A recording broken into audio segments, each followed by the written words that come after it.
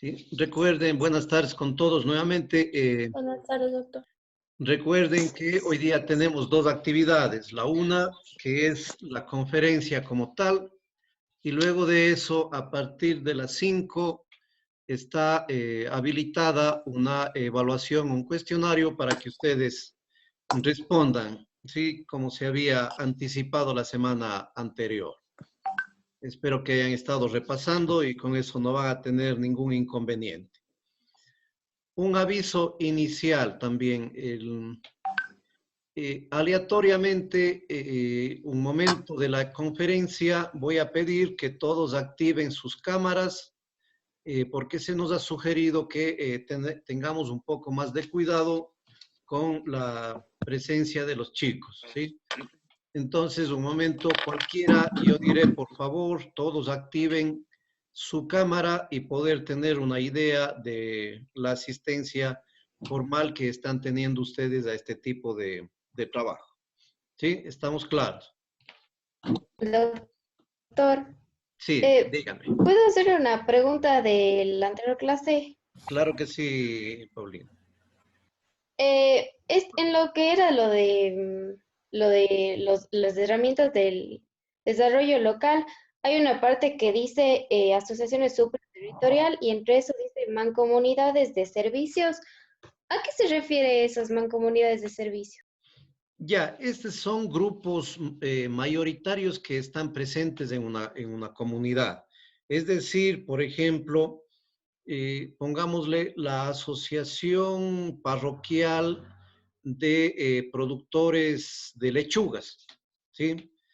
Es supraterritorial porque por una parte está abarcando a todo el territorio de esa comunidad y tiene enlaces con otras comunidades también de productores. Ejemplo, más o menos lo que ahorita está sucediendo a través del gobierno parroquial, ¿sí? Perdón, del gobierno provincial, en donde él de alguna manera en los territorios va teniendo contacto con los productores de lechuga, de zanahoria, de pollo, etcétera, y va juntando esos mismos intereses que sobrepasan el territorio, ¿sí? Entonces, a eso se llama un poco las mancomunidades, cuando sobrepasa los límites, llamémosle así, de una comunidad individual. ¿Sí? No sé si un poquito contesté. Ah, ya, doctor. ¿Ya? Si no está claro, dígame nomás.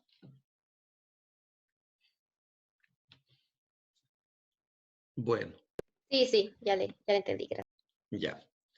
Bueno, hoy día vamos un poco a avanzar ya a algo más específico que tiene que ver ya con el proceso formal, llamémosle así, de cómo el extensionista puede utilizar los espacios para tener mayor éxito en la extensión rural. Habíamos dicho, ¿no es cierto?, que así como se utiliza la pedagogía en las aulas formales, mucho se habla de que la pedagogía no es lo más adecuado ni siquiera para las universidades y peor para la extensión rural.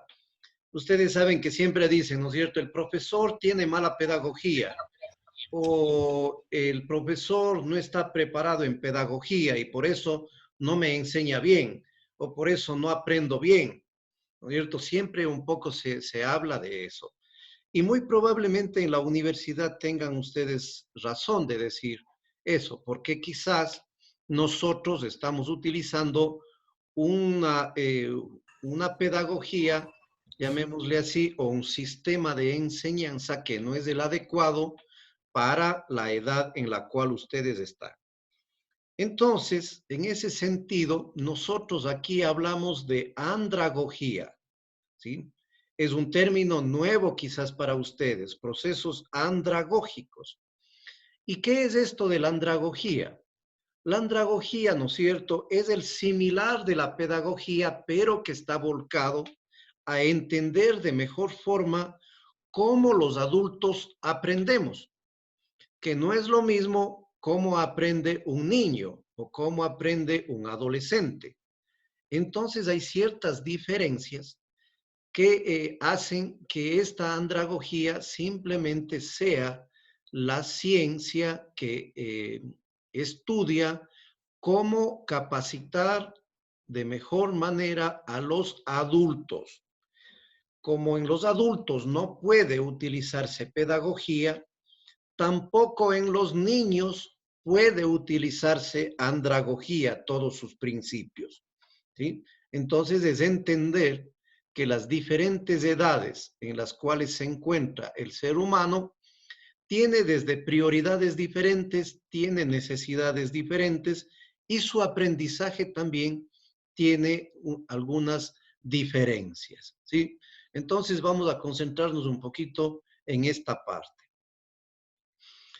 Y miren ustedes, son los dos conceptos de lo que precisamente es andragogía, ¿sí? Unos dicen simplemente es la educación y aprendizaje de adultos, otros dicen como Malcolm, ¿no es cierto?, Knowles, arte y ciencia de ayudar a los adultos a aprender. Rosenbach, en cambio, dice conjunto de elementos curriculares propios de la educación del adulto, ¿sí? Entonces, miren, todos ellos coinciden en que esta parte andragógica está concentrado eminentemente a adultos, que pueda tener herramientas o técnicas que se utilicen tanto en pedagogía como andragogía, y ya vamos a ver que sí es posible, ¿sí? Entonces, para el proceso andragógico, miren ustedes que tampoco es muy sencillo o simple, ¿no es cierto?, como aprender alguna cosa unidireccional, sino miren que para entender el proceso de aprendizaje que tiene el adulto, miren que para eso simplemente tendremos que conocer todas estas ciencias, ¿sí? Estas ciencias que muchas de las veces se estudian por separado. Uno, la psicología, ¿sí? Otro, la sociología, y el otro, las ciencias de educación. Es decir, trataremos, ¿no es cierto?, nosotros cuando trabajamos andragógicamente, de aprender ciertos principios psicológicos, sociológicos y también de las ciencias de educación. ¿Por qué? Porque la psicología me ayuda ¿a qué? A poder entender de mejor manera cómo percibe la gente el mensaje, cómo motivo yo a esa gente, cómo capto la atención y cómo mejoro su emoción, ¿sí? En cambio, la sociología me va a dar algunos principios ¿para qué? Para entender toda esa actividad social que existe alrededor de un individuo. ¿A qué grupos pertenece? ¿Cómo interactúa? ¿Qué fenómenos se presentan en ese grupo o en esa comunidad? ¿Sí? Y las ciencias de la educación, en cambio, están relacionadas con todas las estrategias que yo puedo utilizar para para darme a entender de mejor forma, para facilitar el proceso propio de aprendizaje de los individuos, cómo puedo explicarme yo para que se entiendan los fenómenos determinados que estoy yo analizando, o cómo me explico bien sobre los temas que estamos tratando, que estamos conversando, ¿sí? Entonces miren ustedes, fundamental estos principios para yo poder ser un eficiente comunicador y un eficiente facilitador del proceso de enseñanza-aprendizaje. Y miren que para que se dé esto, tiene que haber algunas conjunciones de cosas. Es decir, tengo que entender de que ni solo un buen capacitador puede emprender un buen trabajo de comunicación, ni solamente unos estudiantes muy activos hacen un proceso exitoso de aprendizaje, ¿sí? Ni tampoco solo el facilitador se dedica a hablar y los otros no intercambian sus experiencias. Esas cosas individuales no hacen nada. no se convierte en un proceso ni formal ni informal de capacitación, ¿sí? Porque se vuelve unidireccional o se vuelve todo un proceso caótico. Entonces, eso nosotros tenemos que cuidar mucho porque tiene que unirse estos tres, ¿no es cierto? Estas tres características o fundamentos para nosotros tener o intentar tener mayor éxito. ¿Por qué los estudiantes activos o por qué los productores capacitados activos? ¿Por qué es necesario? ¿Qué dicen ustedes? ¿Por qué creen que es necesario tener estudiantes activos o productores en capacitación activos? ¿Cuál sería la razón de ser?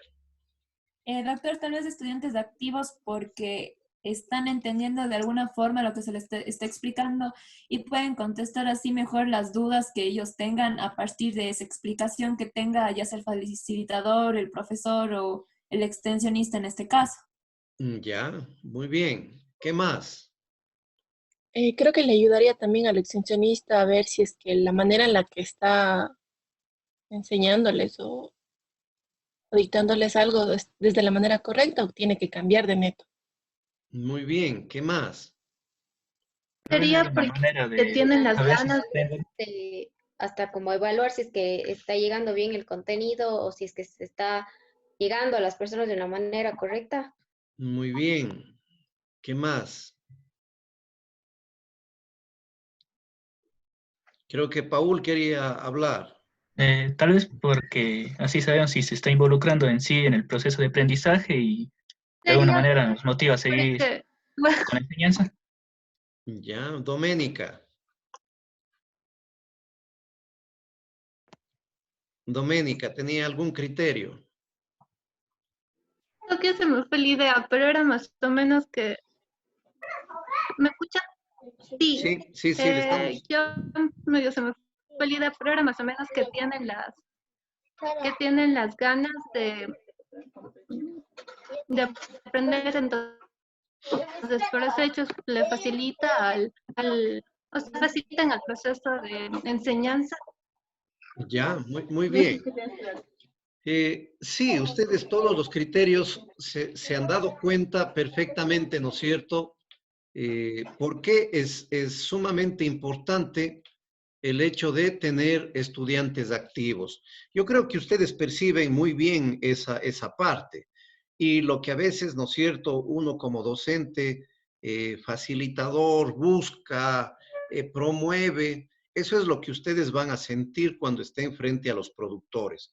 Se van a sentir incómodos cuando solamente estén frente a ustedes y no tengan o no logren obtener ninguna reacción. Van ustedes mismos a entrarse en conflicto y comienzan a preguntarse, ¿será que me están entendiendo? ¿Será que no me están entendiendo? ¿Será que está tan interesante que nadie habla, que les tengo hipnotizados con el tema? ¿O será que nadie entiende y que por eso, como no me dejo entender absolutamente nada, están indiferentes? Sí, todas esas preguntas son las que uno se hace cuando está al frente capacitando a grupos de personas. Y es precisamente, ¿no es cierto?, ¿por qué? Porque el proceso de enseñanza-aprendizaje tiene fundamentalmente dos partes, el facilitador y el facilitado, que formalmente sería el docente o el facilitador con el estudiante. Y ahí viene dos cosas. Si el estudiante o el capacitado no quiere aprender, simplemente no hay fuerza humana que le mueva para que quiera aprender. Es muy complicado. Tiene que haber una automotivación de esa persona de decir, sí, yo quiero aprender y por lo tanto me vuelvo activo en ese proceso. O si yo digo, no, simplemente estoy porque me van a multar en la junta de agua o me va a multar la comunidad con 3 días de trabajo y por eso tengo que estar presente ahí. ¿Sí? Simplemente está ahí presente por una motivación extraña al proceso de capacitación que se puede estar teniendo. Pero por otra parte, ¿no es cierto? También viene la parte del facilitador, porque el facilitador, muchos seremos muy aburridos, seremos poco motivadores, seremos poco, le haremos el tema poco atractivo para que nos quieran escuchar. Por lo tanto, si también existe, ¿no es cierto?, un facilitador que no promueva el aprendizaje, los estudiantes también, o los productores que se están capacitando, simplemente se vuelven poco activos. No tienen interés porque ve informalidad, poco conocimiento, le ven que no utiliza los medios adecuados como para motivar ese proceso y por lo tanto, ¿no es cierto?, el estudiante o el capacitado simplemente se va del ambiente de capacitación. Entonces, aquí para conseguir esto es un camino de dos vías, tanto del capacitado como del capacitador. Luego de eso, ¿no es cierto?, tiene que haber un ambiente motivador y un ambiente que se haya motivado, es decir, yo les vendo la idea a los productores de que es importante que ellos vengan a escuchar cosas nuevas. Y les vendo la idea con argumentos, no con regalos, sí con argumentos de que es importante para ellos, de que puede ser beneficioso, de que van a mejorar la producción o la productividad de la granja, que van a poder recibir un poco más de dinero a través de la mejor producción de su granja. Es decir, de esa manera motivo yo. Y por otra parte, también yo tengo que preparar un ambiente motivador. Yo, por ejemplo, puedo decir a los productores, vamos a la casa comunal y ahí nos encerramos 4 días o 3 días o 2 días para capacitarles. Los productores van a decir, oiga, ahí me voy a morir de frío, o ahí no tenemos las condiciones adecuadas como para conversar, no hay ni sillas, no hay vidrios, no hay una pizarra para poder explicar, no hay una mesa en donde asentar los papeles que ellos tengan. Es decir, también juega el ambiente en el cual uno pueda comenzar un proceso de capacitación. Tengo que ver que por una parte tenga las condiciones aceptables, mínimas, indispensables, para que la gente esté cómoda. Y de hecho que ese ambiente, ¿no es cierto?, de una aula, por más bonita que sea, en la extensión rural no es un ambiente que esté muy acorde al trabajo que estemos realizando. Si ustedes invitan a una aula a capacitarse a los productores o les dicen, vamos a capacitarles en la granja de Don Víctor, al campo abierto, al aire libre, con mucha más gana, ellos se van hacia el día de campo y no se van con mucho gusto hacia una aula de una escuela o un cuarto de la casa comunal, porque para ellos no es tan motivante como ir y palpar la tierra, ver los animales, caerse, enlodarse muy probablemente, estar en el sol. Ahí es donde ellos se sienten mucho más motivados. Por eso es que los días de campo y las demostraciones tienen mucho éxito en la extensión rural. Luego de eso, ¿no es cierto?, tiene que haber un ambiente autodirigido que se llama. ¿Qué quiere decir con eso?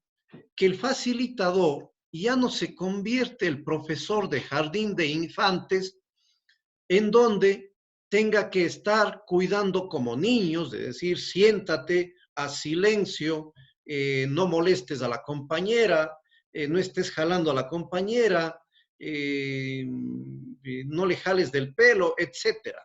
Ya no, porque se sobreentiende que el ambiente autodirigido, cada uno que va allá va por una propia motivación y por lo tanto se autodirige.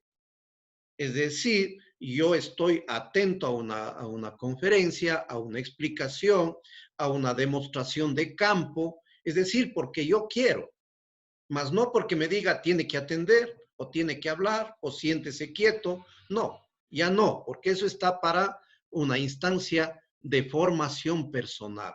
Acá entendemos que ya los adultos somos personas que tenemos el suficiente criterio como para estar nosotros autodirigidos. Pero por otra parte, el autodirigido también se entiende desde el punto de vista en donde los adultos ya intercambian experiencias, porque ya hemos vivido nosotros varios años, muchos años más que un niño.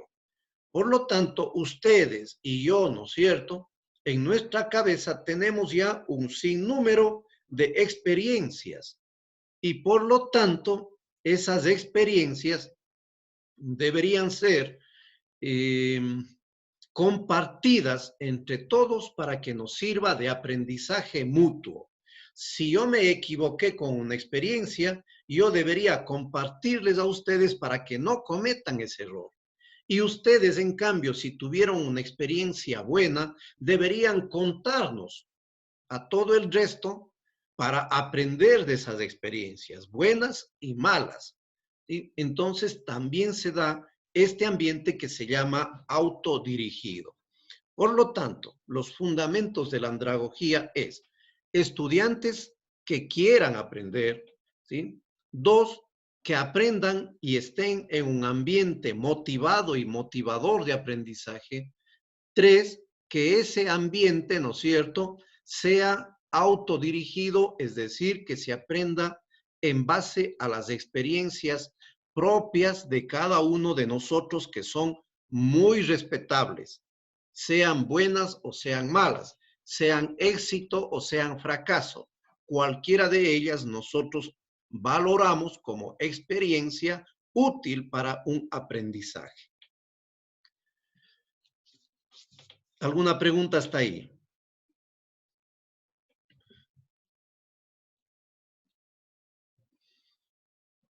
Bueno, No, doctor. vamos viendo si es que va abriéndose un poquito la curiosidad. Y estas son fundamentalmente las diferencias que existen entre la pedagogía y la andragogía. ¿Sí? Aquí ustedes van a encontrar gráficamente y en letras por qué son diferentes cosas, por qué son diferentes ciencias o técnicas, ¿sí?, que se dan y que se deberían utilizar. Si a mí me piden en la universidad, y por eso en algunas reuniones yo les he dicho, si a mí me piden que sea un experto pedagogo para ustedes en la universidad, yo les digo, señores, ustedes están equivocados. Yo no tengo que ser un pedagogo. Yo tengo que ser una persona especialista en andragogía, porque yo ya no estoy interactuando con niños de jardín o de escuela, no. Yo ya estoy actuando con adultos.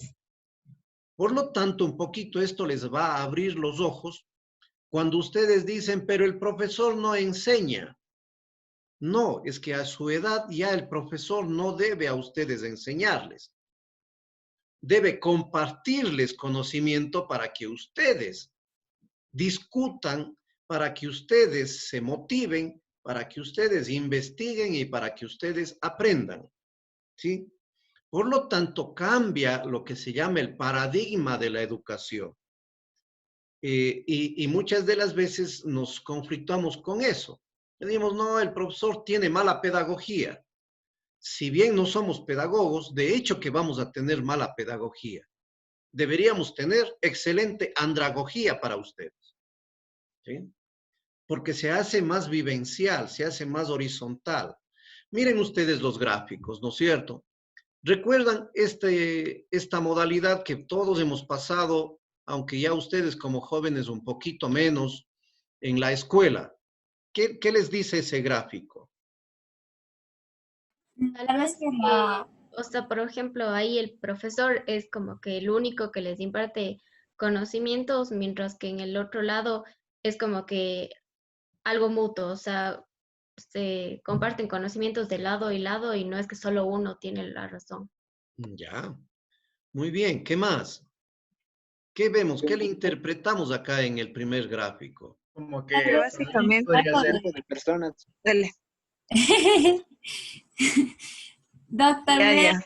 la persona es aquella, o sea, la de pedagogía va a pasar todos sus conocimientos o va a tratar de que ellos aprendan de todo lo que él sabe, más no solamente es como que un líder, digámosle así.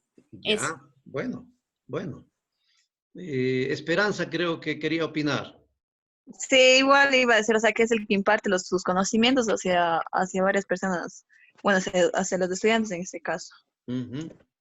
Muy También bien. puede ser, perdón, Sí, que está ahí como en una pirámide, entonces como que está por encima de los estudiantes, podría ser una persona, o sea, en este caso tal vez el profesor, mientras que el otro es como que algo entre todos, no es que hay como que una jerarquía tan establecida. ya, muy bien. Podría ser también, doctor, como que hay una persona que tiene un poco más de conocimiento y lo está impartiendo hacia las otras personas. Sí, también se puede interpretar. ¿Qué más? Que un grupo de personas es más dependiente de una sola y que esa Doc, ¿se persona no les podría ayuda a indagar o buscar información por sí sola. Ya. Doménica, creo que quería opinar. Sí, iba a decir que es alguien, por ejemplo, que en pedagogía conoce de un tema en específico y puede impartir ese tema a personas que no conocen. Ujú. Claro que sí. ¿Me Bueno. escucho?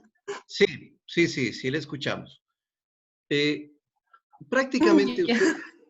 ustedes, ¿no es cierto?, han visualizado correctamente.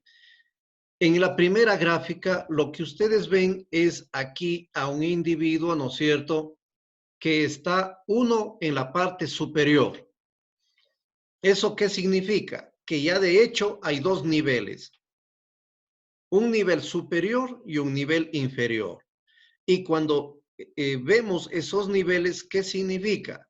Que el uno va a ser mejor que el otro, porque gráficamente está encima, y mucho más cuando está con una figura más grande, ¿no es cierto? Es por eso que nosotros siempre teníamos la idea del profesor, o sea, el que sabe lo todo, el que sabe todo, el que nos va a dar todo el conocimiento, porque en su cabeza está todo el conocimiento universal y por eso nosotros vamos a aprender de él, ¿sí? Y es por eso, perfectamente, como ustedes dijeron, ¿no es cierto?, se vuelven ustedes dependientes del profesor, como de que dependen de lo que dice el profesor para lo que yo aprendo. Y verán que el profesor puede ser bueno, digamos, puede influir positiva o negativamente. ¿Qué tal si yo les lanzo toda una charla de mentiras? Ustedes siguen el modelo pedagógico. Por lo tanto, esas mentiras que yo les puedo estar diciendo, ustedes les van a tomar como verdades. Y esas verdades después van a ir a repetir. Si yo les digo la mastitis, por poner alguna exageración, la mastitis es la infección de las amígdalas. Y ustedes, como tienen una acción muy pasiva, dicen, ah, no, pero el profesor, que es el que sabe todo, que es de quien vengo yo a aprender, me dice que es eso, perfecto, debe ser eso. Y como debe ser eso, porque es el profesor, entonces ustedes van a repetir hasta que algún rato se den cuenta de que no ha sido eso y que están equivocados, ¿sí? Entonces, el proceso pedagógico es muy vertical, es decir, muy dependiente de lo que dice el profesor, porque se convierte en verdad absoluta para el estudiante hasta que él tenga la capacidad de investigar, contrastar información y saber que si es verdad o mentira. Por otra parte, lo que dice el profesor, eso se hace. Si les digo siéntense, se sientan. Si se les digo párense, se paran. Si les digo es hora de salir, salen. Si les digo es hora de todos ir al baño, todos al baño. Es decir, ¿no es cierto? Se vuelve completamente una dependencia total. Además de eso, no sé si les haya pasado, recuerdo que a mí sí me pasaba en la universidad, pero cuando me portaba curioso, era lo peor para mí, porque no me sentía motivado a seguir siendo curioso, sino más bien me obligaban más bien a comerme mi curiosidad. ¿Por qué? Porque cuando por ahí, ¿no es cierto?, me daba la curiosidad de investigar algo que íbamos a hablar, iba con un conocimiento y le lanzaba preguntas al profesor. Oiga, profesor, ¿me pudiera explicar esto? Y muchos profesores que me decían, discúlpeme, usted no tiene por qué preguntar. O la pregunta tiene que ser solamente al final de la clase. O decía, pero si ya estoy hablando. O si no, se burlaba el profesor y decía, no, ¿sabe qué? Como usted pregunta, para la próxima clase, tráigame consultado. Y consúlteme eso que usted está preguntando para que vaya a leer y me escondían la realidad, ¿no es cierto? Muy probablemente de su ignorancia, escondían en mi inseguridad de conocimiento. ¿Sí? Entonces, como él no sabía, escondía su ignorancia porque me mandaba a consultar a mí mismo. ¿Sí? Entonces, miren la verticalidad con la que se da. ¿Sí? Entonces, muchas de las veces, eso digo, a mí en la universidad me pasaba, que prefería yo más bien no preguntar porque sabía que me mandaban trabajo extra. Prefería quedarme calladito porque si no era criticado. Prefería no hablar nada porque si me equivocaba, el resto se me reía. ¿Sí? Entonces, miren ustedes lo que hace un ambiente totalmente vertical.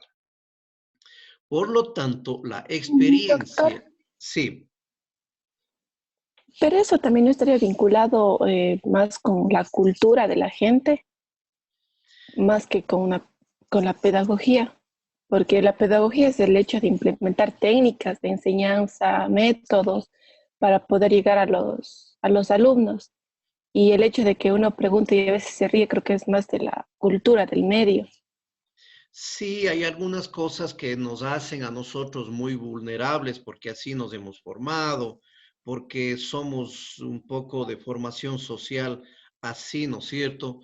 Que nos hace que tengamos malas actitudes frente al resto de personas. ¿Sí? Es correcto lo que usted dice, pero también depende mucho, ¿no es cierto?, de cómo el profesor vaya inculcando ciertas normas de comportamiento conductuales en los estudiantes.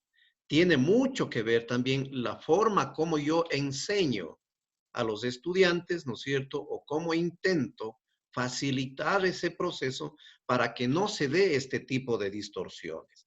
Que hay cosas del facilitador y de los estudiantes es real.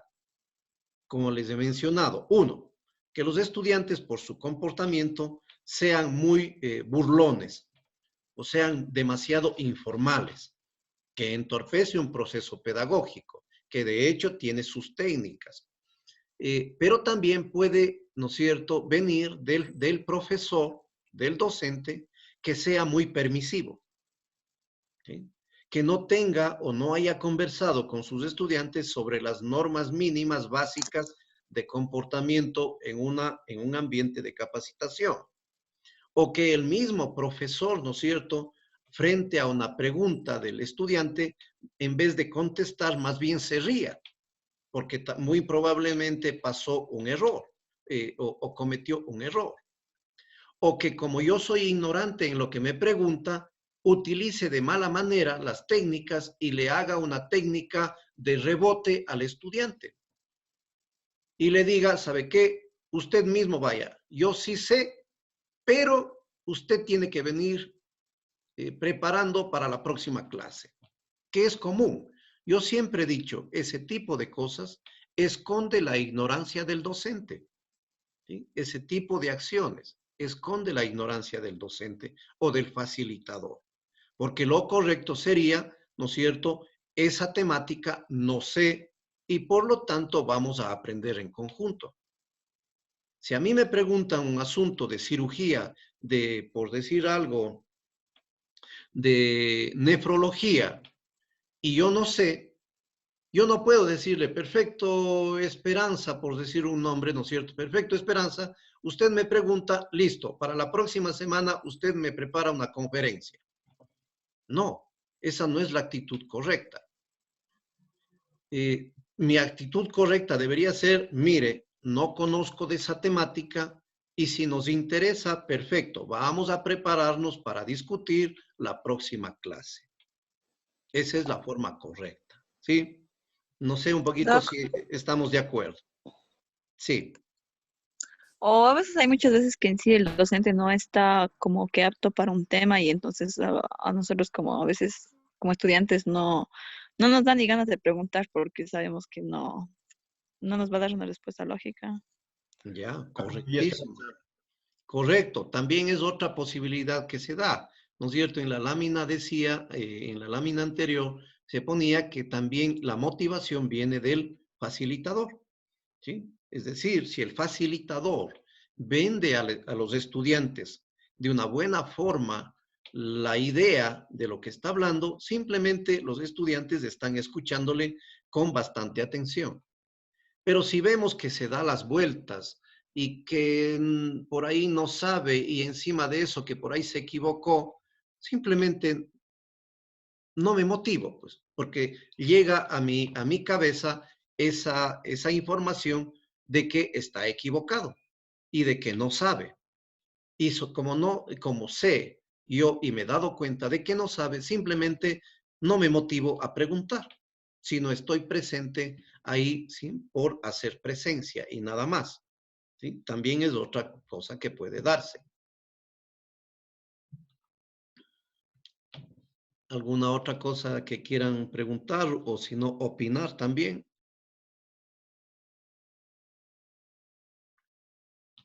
Ya. Entonces, ¿no es cierto? En la parte de la pedagogía, también la experiencia no es muy considerada de valor. ¿Por qué? Porque uno, como yo soy el profesor, yo sé, entonces no tomo en cuenta la valía de los aprendizajes que los chicos puedan tener. Además de eso, el contenido está dado por la sociedad. Por eso hay, ¿no es cierto?, en la escuela hay el programa de tercer grado, hay el programa de quinto, de sexto, etcétera, del quinto de básica, etcétera. Ustedes se han de haber visto, ¿no es cierto? Ese programa no ha sido realizado con ustedes, ni con los niños.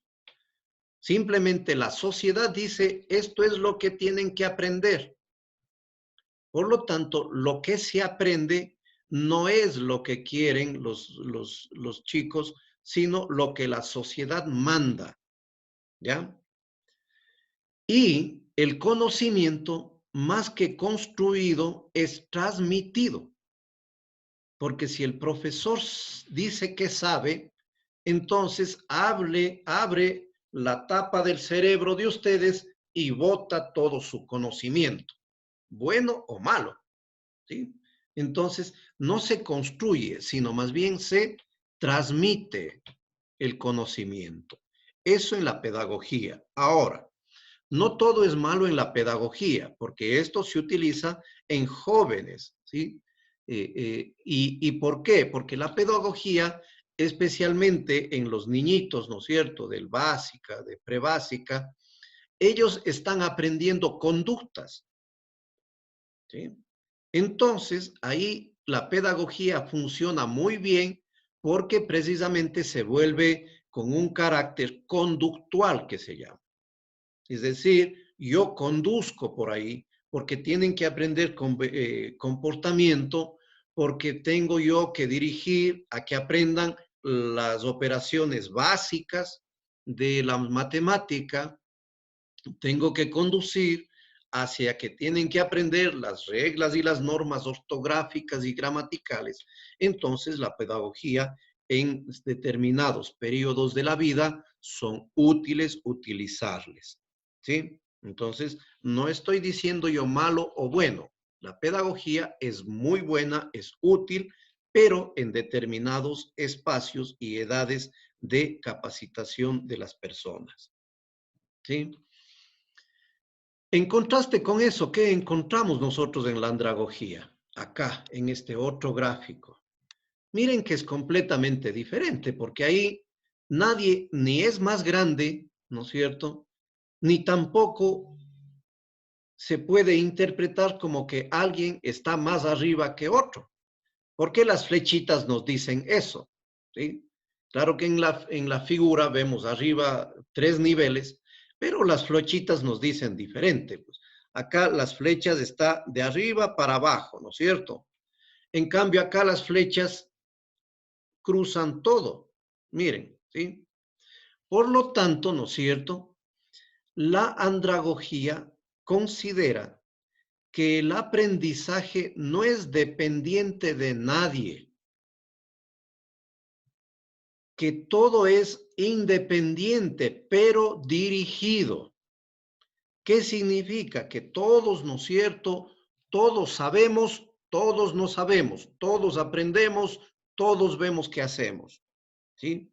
Es decir, no depende de una sola persona como sí en la pedagogía.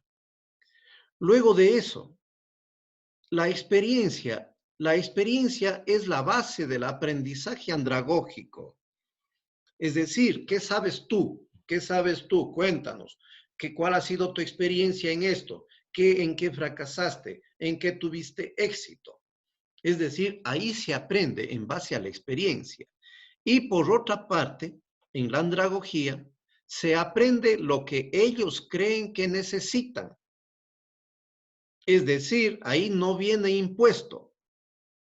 Cuando uno tiene que hacer un programa de capacitación, lo primero que tiene que hacer es ir y hablar con la gente que va a ser capacitada y decirle qué es lo que ustedes necesitan. Es decir, muy fácil para mí sería irme a Chaucha y decirles voy a capacitar sobre cómo criar camellos, porque me gustan los camellos. Sería muy fácil, pero voy a tener personas nada motivadas, ni nadie va a ir. En cambio, si yo voy a esa comunidad y digo, miren, ¿en qué es lo que ustedes están queriendo mejorar? Entonces ellos me van a decir, mire, ¿sabe qué? Yo quiero aprender a inyectar los animales. Otro dirá, ¿sabe qué? Yo quiero aprender a criar mejor los ovinos. Entonces, en base a ese requerimiento, uno construye el programa de capacitación. Uno no impone el programa de capacitación. Y por lo tanto, ¿no es cierto? Este conocimiento se considera como un proceso. Es decir, todos vamos a intervenir, todos vamos a apoyar a que se dé precisamente esa construcción del conocimiento. ¿Sí? Entonces, miren ustedes que hay grandes diferencias muy de fondo entre estas dos formas en las cuales nosotros enfrentamos la capacitación con adultos, que es lo que nos conviene cuando estamos hablando con personas ya adultas y de criterio formado. ¿Algún comentario? ¿Les parece coherente Doctor, o no? Sí. yo creo que la una depende de la otra, porque si vamos a, o sea, por ejemplo, la andragogía, si no tuviera bases de pedagogía, se volviera meramente empírico.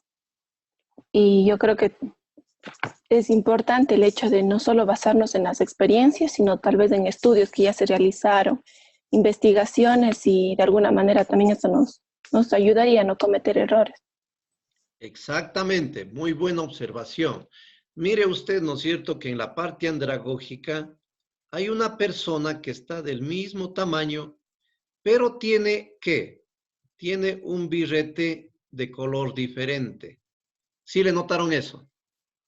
¿Ya? ¿Qué quiere decir ese birrete diferente? ¿Sí? Uno, que cumple este rol de acá, pero a un mismo nivel. Si ustedes ven el tamaño de esta persona, es diferente al tamaño de esta otra. En cambio, esa persona aquí, todos tienen el mismo tamaño.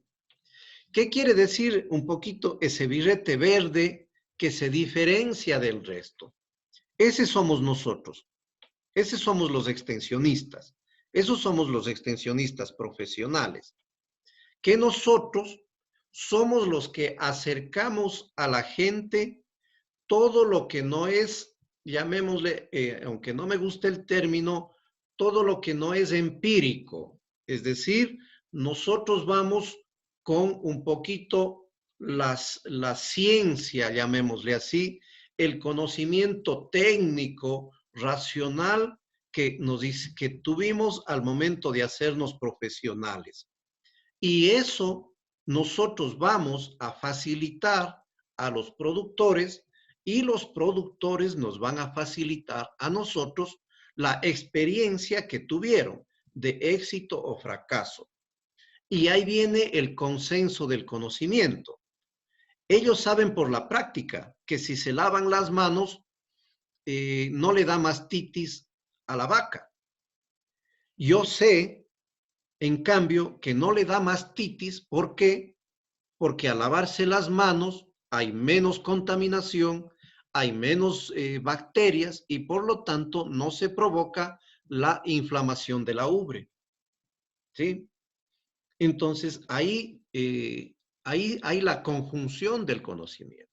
No es que vamos a basar exclusivamente en la experiencia, sino la experiencia vamos nosotros a facilitar en base a un consenso en donde ellos me transmiten la práctica y yo les transmito a ellos el conocimiento técnico con el cual me profesionalicé en la universidad o en alguna institución de educación. ¿Sí? Entonces, ahí es donde se completa, llamémosle así, el conocimiento para todos, para el técnico y para el productor. ¿Sí? No sé si estamos de acuerdo. Sí. Bueno. ¿Alguna Doctor, observación? sí. O sea, andragogo se diría. Sí. Ser andragogo prácticamente fuera, para que nos entiendan de la mejor forma y poder ser un poco más, ¿cómo se diría?, activos con los adultos en este caso, fuera preferible hablar de nuestras experiencias mezclando con un poco de teoría para que se entienda mejor y se capte mejor. Indudable Tal que vez. sí, indudable que sí. Eso es mucho mejor cuando una persona puede compartir su conocimiento en base también a su experiencia, ¿sí? Algunas cosas que yo les hablo aquí también ya les he vivido. Por lo tanto, me hace más enriquecedor a veces contarles una experiencia antes que darles una teoría.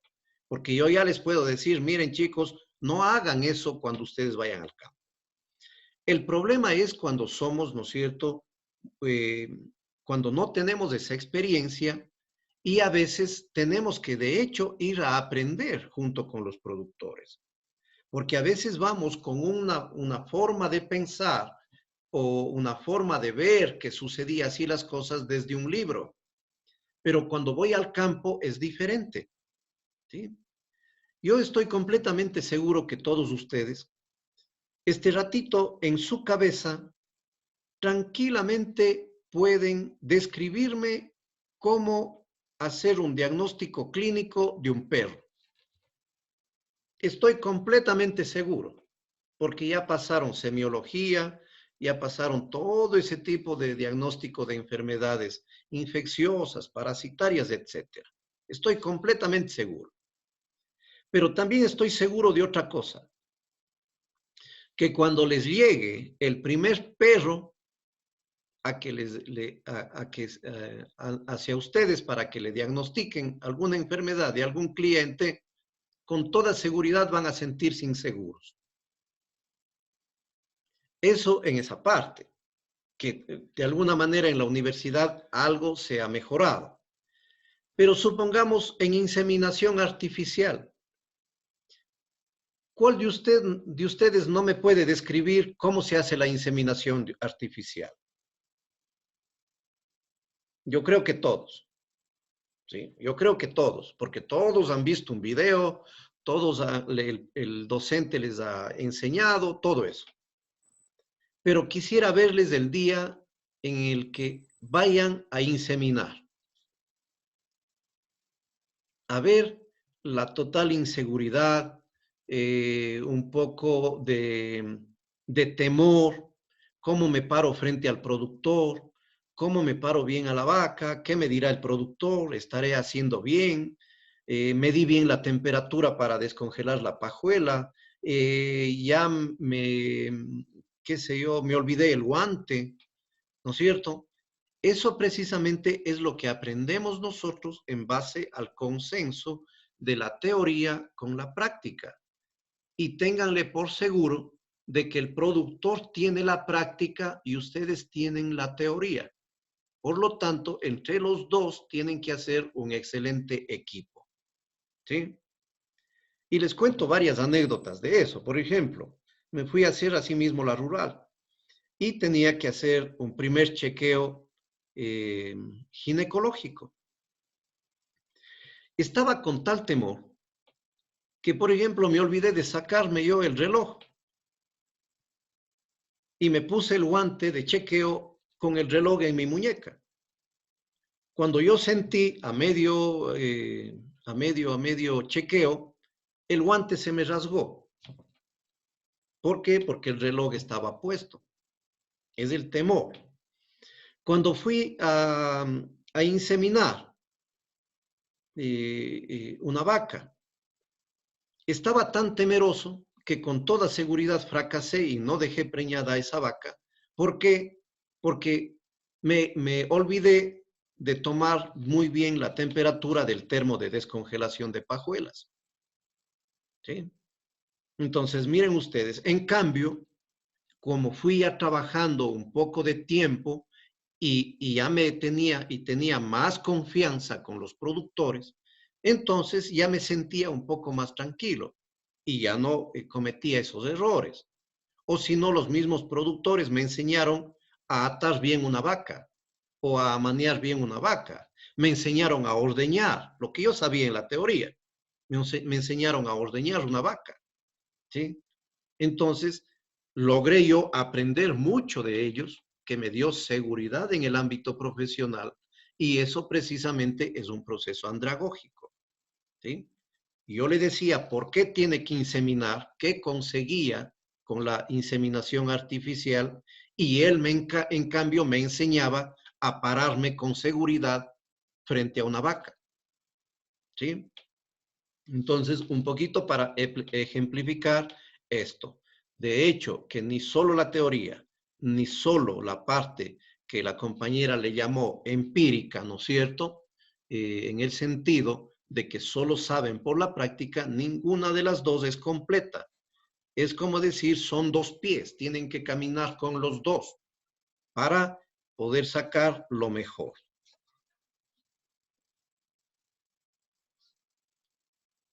¿Alguna curiosidad más? ¿Algún comentario adicional? Aquí, doctor, también entraría lo que veíamos, eso de la creatividad, digamos, del extensionista para poder llegar a cada comunidad o a cada lugar a donde va, porque obviamente cada grupo sería diferente. Así es. También es la percepción que uno puede tener de los diferentes grupos. Y no todas las veces uno tiene una misma actitud frente a grupos. De hecho, cada uno de los grupos, así como las personas tienen su individualidad, los grupos también tienen su individualidad. Hay grupos más conflictivos, hay grupos más cooperadores, hay grupos más curiosos, hay grupos más pasivos, y eso, de hecho, que nos lleva a que tengamos comportamientos diferentes en los diferentes escenarios en los cuales estemos. Hay grupos muy complicados más por acciones y actitudes, ¿sí? O hay grupos más avanzados en conocimiento, Y a veces uno va con conocimiento muy básico y más bien el grupo le dice, oiga, pero si yo ya estoy un poco más avanzado, ¿sí? Entonces uno tiene que aprender a reconocer el escenario en donde uno va a interactuar, ¿sí? Y eso tenemos que hacer en un ambiente de confianza. No se trata también de decir voy a tener malas actitudes con un grupo porque ese grupo, ¿no es cierto?, es conflictivo. Más bien yo tengo que tratar de equilibrar ese comportamiento con diferentes herramientas para poder tener éxito en el trabajo. No todo el comportamiento es homogéneo en todos los grupos. Eso es una realidad. ¿Algo más?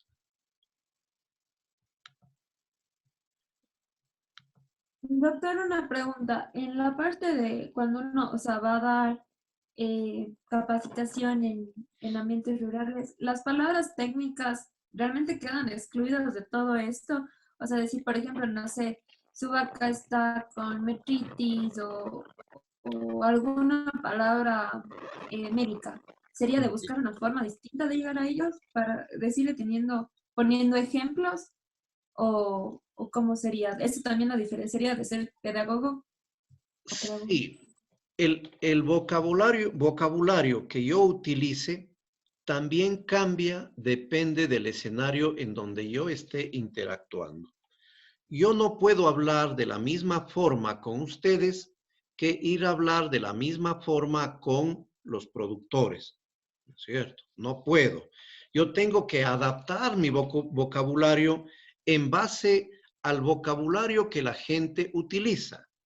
Pero eso no significa que yo permanentemente voy a quedarme con ese vocabulario familiar y común de la gente, porque tengo que irles ayudando a ellos paulatinamente a conocer que tienen otras palabras un poco más técnicas, ¿sí? Pero yo inicialmente tengo que conocer qué nivel de vocabulario técnico tienen esas personas para yo poder dirigirme. Por ejemplo, yo les voy a decir, por la natura de la vaca estaba chullando una secreción y en la cinga de la vaca había mucha chulla. ¿Quién me dice qué le dije? Y si no sabemos qué es todo eso. Ya, yo les estoy hablando de... En cristiano, profe. Mande. Chulla, ¿no es secreción? Puede ser tal vez en el hocico de la vaca presentaba una secreción. Ya, bueno, Yo lo vamos. entiendo así. Ya, ¿qué otra cosa entendieron? Por la cómo nariz, por cómo secreción de moco. Ya, bueno. Miren ustedes, ¿no es cierto? En cambio, si yo les digo de esta forma, jóvenes, yo tengo un caso en donde por la vulva de la vaca, por las comisuras de la vulva, caía una secreción blanquecina y en el morro de la vaca se presentaba fiebre, por lo tanto tenía mucha humedad. ¿Me entendieron o no? Posiblemente. Sí, obvio. Ah, sí, sí. Sí, ahí sí. Ya. Entonces, es el caso típico que nos pasa a nosotros muchas de las veces. Ahora, como quiero que sean ustedes buenos extensionistas, yo puedo decirles, miren, la natura es sinónimo de vulva. La chulla es sinónimo de demasiada humedad en la nariz. Morro o cinga es la nariz de la vaca. ¿Qué más? Si les digo quicha, la quicha es la diarrea. Si les digo el chungo negro, es el hígado. Si les digo el chungo blanco, son los pulmones. ¿No es cierto?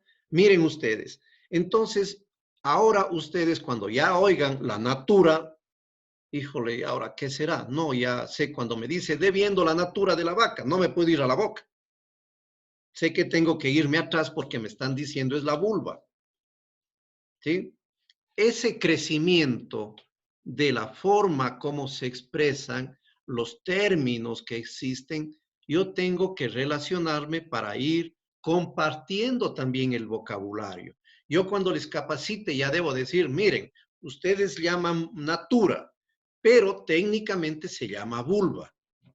Entonces ellos ya van enriqueciendo. Ustedes enriquecen su vocabulario y ellos enriquecen su vocabulario. ¿Sí? Ahí vamos creciendo también en conjunto. Doctor, Sí.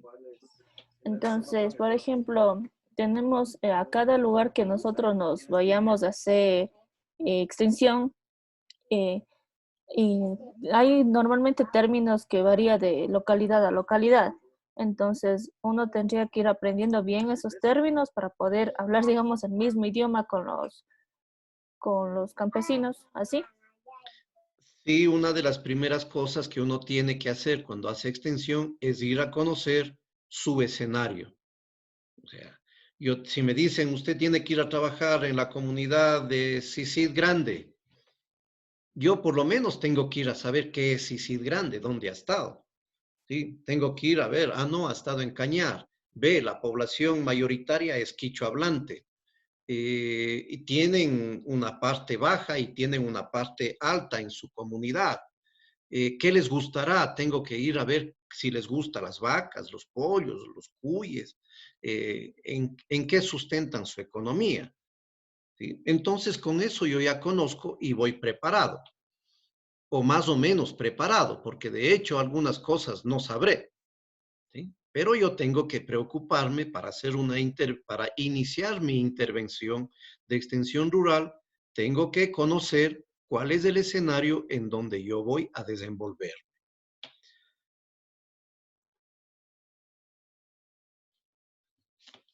¿Algo más? Bueno. Y miren aquí, ¿no es cierto? Están algunas características también que diferencian al modelo andragógico con el modelo pedagógico. Ojo, chicos, que en andragogía también se utiliza algunas técnicas pedagógicas.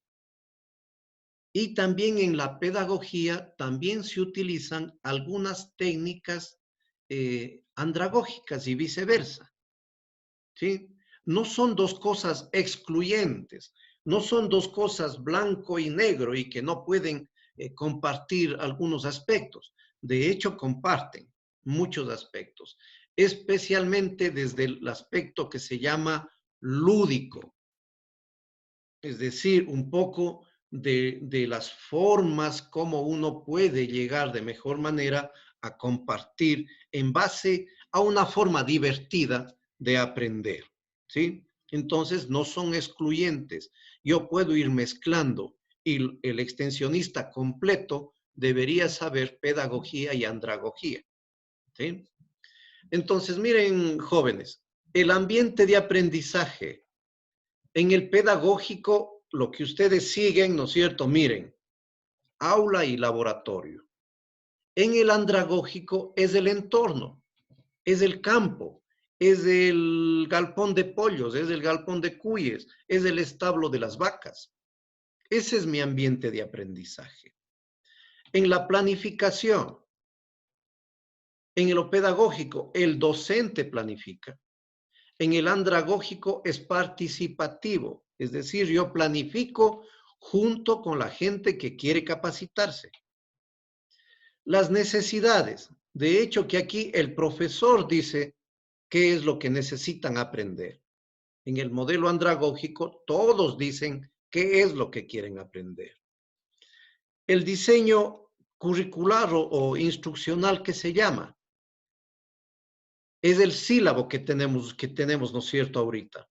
Son las unidades didácticas que son que es lo que se ha decidido que ustedes aprendan. En el andragógico es flexible, porque yo puedo ir con una idea. Señores, ¿Qué les parece si les capacito en pollos, en cerdos y en vacas? Ellos pueden decir, no, no estamos de acuerdo. ¿Qué le parece si nos ayuda en cerdos y en cuyes? ¿Sí? Entonces, a eso se llama flexible. Las actividades de aprendizaje, lectura y memoria, eso es lo que les exigimos más a ustedes. En cambio, acá en el andragógico es vivencial. Es decir, a los productores les hacemos ver, mire, vamos a sembrar una mezcla forrajera, ahora vamos a ver cómo va creciendo, ahora vamos a medir qué pastos crecieron mejor, ahora vamos a ver cuánto produjeron en sus potreros. Es decir, vive, no vale la teoría mucho. Y la evaluación en lo pedagógico utiliza las notas, ¿no es cierto? Por eso es que les evalúo, por eso es que hoy día van a tener un poco esa actividad medio chocante que es los cuestionarios. ¿Por qué? Porque en la pedagogía mucho es las notas. En lo andragógico es en cambio los cambios ocurridos. Por eso es que yo les decía, ¿no es cierto?, al inicio del ciclo, para mí sería mucho mejor tomarles un examen, yo sentado atrás y ustedes capacitando. A ver qué tanto asimilaron todos estos principios. ¿Cuánto utilizan ustedes de andragogía en un proceso de capacitación? Y eso, de hecho, si yo veo que ustedes mejoraron en su forma de capacitar a la gente, utilizan normas de extensión rural, para mí tendrían el 30 sobre 30. ¿Sí? Me diría mucho más que decirles aquí en esta evaluación tienen 10 o tienen 8 o tienen 30. No me dice nada, es simplemente una respuesta de una pregunta, nada más. ¿Sí? Entonces, eso es los cambios, miren, muy drásticos que existe entre los dos modelos. ¿Y cuáles son los principios? Son estos tres principios que contempla la andragogía. La participación, la horizontalidad y la flexibilidad, que es lo que hemos venido un poco conversando en este tiempo. La participación, interacción entre los compañeros, interacción entre los individuos que están en un grupo, comparten experiencias y procuran ser parte de ese proceso de aprendizaje. Eso es la participación. La horizontalidad, todas las opiniones valen, ninguna está por demás, por más loca que sea, todas están por demás. Un proceso de comunicación respetuoso. Yo no puedo decir, no, vos cállate la boca porque lo que vos estás diciendo no tiene ni pies ni cabeza. No, eso no sucede. Puede ser que esté completamente equivocado, pero yo no tengo el derecho de invalidar esas cosas. Pero otra cosa es que yo tengo que, si veo que está mal, tengo que hacerle caer en cuenta que está equivocado, pero respetuosamente, ¿sí? Sin denigrar a esa persona.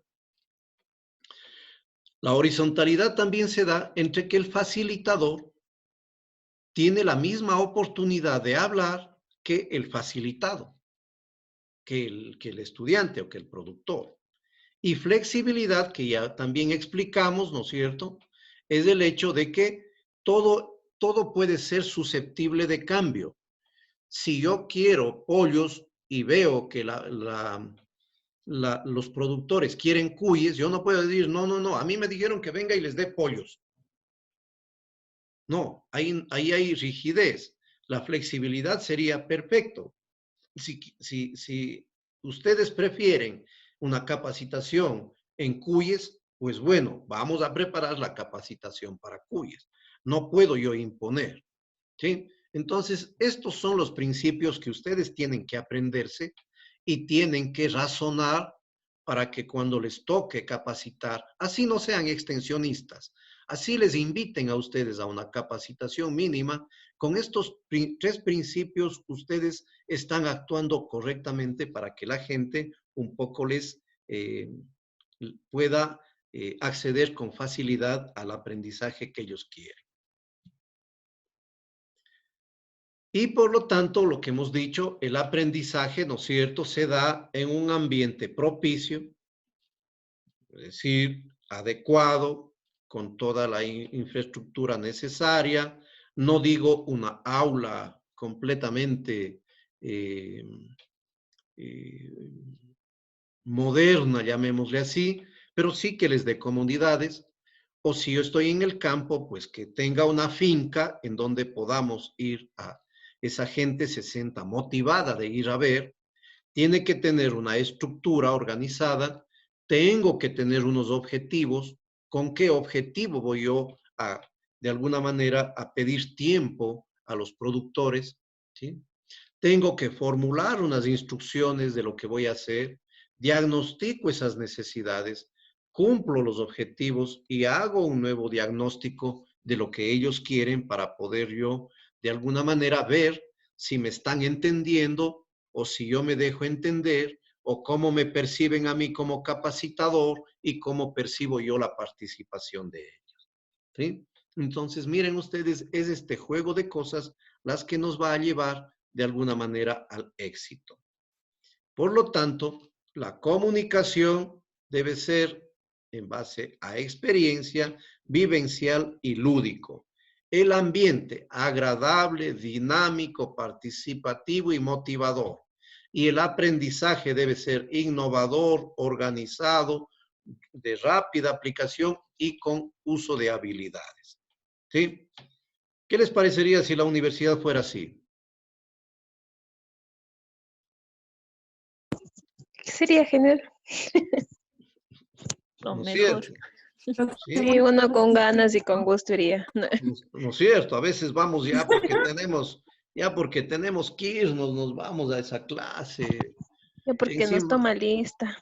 ya porque les tomo lista, por eso voy, o si no, me quedaría en el bar, que la vida es más sabrosa. ¿No es cierto? Precisamente porque existe eso. ¿Sí? La universidad sería la mejor del mundo, ¿sí? Cuando exista un proceso de comunicación más fluida con ustedes, ¿sí? Ustedes, por ejemplo, no rompen todavía la forma de trato con el profesor universitario, ¿sí? A ustedes se les haría muy difícil, por ejemplo, decir del nombre a los profesores. Muy difícil, ¿sí? Porque todavía tienen el sentimiento de verticalidad, ¿sí? También por Pero bueno, creo respeto, que depende creo de yo. la facultad. Creo que ahí va todo lo que vimos antes en grupos sociales del estatus, como que ya escrito que nosotros entramos, y es Ujú. como que ustedes, bueno, ustedes en general, los vemos como que una figura autoritaria a la que la tratamos de usted, merecemos todo, o sea, siempre debe ser un trato cordial. Entonces ya después de eso, como siempre estuvimos en esa línea, cuando nos egresemos o cuando nos graduemos, ya no es que va a ser yo qué sé, hola Johnny o cosas así, sino siempre es doctor, por lo que siempre les hemos puesto en ese estatus. Ujú. Sí, sí, puede ser también eso, ¿no es cierto? ¿Alguien más Pero yo quería creo que opinar? depende Yo, también. doctor, Sí, yo. no, yo también. Dale, carita. Ay, gracias. Dale, Es carita. que yo también creo que también viene de parte del docente. Por Ujú. ejemplo, no es por faltarle el respeto por el ejemplo que voy a decir, pero si yo le dijera, ¿cómo estás, Cornelio? Y me dijera usted, ¿cómo estás, doctor, para usted o alguna cosa? Entonces, creo que sería mutuo de parte a parte. O sea, que usted me deje decirle sí y que usted me diga de esa manera, así digo yo. Ya, sí. ¿Qué otra opinión tienen? Yo creo que también es Yo creo que parte de... me Ay, sigue, tocaba a Jessy. mí. Creo que depende mucho también de la carrera, de la facultad, porque, por ejemplo, mi hermana que sigue psicología, ella sí tienen ellos un trato del nombre y en ningún momento se faltan el respeto ni nada, sino simplemente es de verle que si se le trata a una persona del nombre no es faltar el respeto. Ujú, sí. La otra compañera. Ya me hicieron olvidar qué iba a decir. Yo creo que también, doctor, viene de parte de la educación. O sea, bueno, por mi parte, mis papás siempre decían a los adultos se trata con respeto. Entonces viene desde ahí la forma de tratar, bueno, en mi caso. Ya. Bueno, Ah, eso iba a decir, que creo que también es como una muestra de, o sea, de respeto, más allá de que el profesor tal vez esté por encima o algo así, sino más bien como respeto hacia esa persona y tal vez como que no hay, como decía la Carito, creo que dijo, como que no hay esa confianza como para tratarnos así directamente de tú o cosas así, entonces es parte del respeto que también existe entre profesor-estudiante y estudiante-profesor. Claro, es que yo creo que sería de definir bien qué es el respetar, porque si me tratan de mi nombre, no me están faltando el respeto, creo yo. ya. Pero creo que se refiere también, por ejemplo, en mi casa, yo decirle a mi mamá de su nombre es faltarle el respeto, porque es algo que me dice, ¿cómo acaso soy tu hermano? Lo que sea, dime de usted. Entonces es de que ya nos vienen inculcando desde niños, para mí. Bueno, eso también yo creo que es relativo. O sea, por ejemplo, yo con mis padres nos tratamos de tú, o sea, no hay eso de usted, pero sí es verdad. O sea, creo que es más como que cómo se establezcan esas cosas ya en cada lugar y cada relación que uno tiene, porque y obviamente no significa que yo les esté faltando el respeto, pero obviamente es como, depende. O sea, hay en otros lugares o en otras casas que es como que de usted y no sé, es como que algo que ya está establecido, simplemente Claro, así sería más se... bien algo de cultura, más que de Del entorno educación, creo familiar. yo. Ajá. Sí, interesante todas las opiniones de ustedes. Miren ustedes que, o sea, son diferentes formas como fuimos nosotros criados, cómo establecemos las relaciones y una cosa que me gustó es que alguien dijo, ¿no es cierto?, es el estatus que nosotros les damos, ¿sí? Y es precisamente eso lo que motiva de alguna manera a verle un tantito diferente. Pero también tenemos que considerar, por ejemplo, que el nombre, no decir del nombre no le da ni más ni menos respeto. Es correcta la apreciación que decía, creo que Paula. Eh, si yo le digo del nombre, por ejemplo, le digo Esperanza, yo no le estoy faltando al respeto. Y sin embargo, ella no me va a decir a mí Cornelio, no porque no pueda, sino simplemente porque me ve, tal vez ya por mis canas, por ser más viejo o por lo que sea, ¿no es cierto? Como que le hace cositas decirme del nombre, ¿sí? Es porque ella, Tal vez, es porque pero es ella, por la confianza.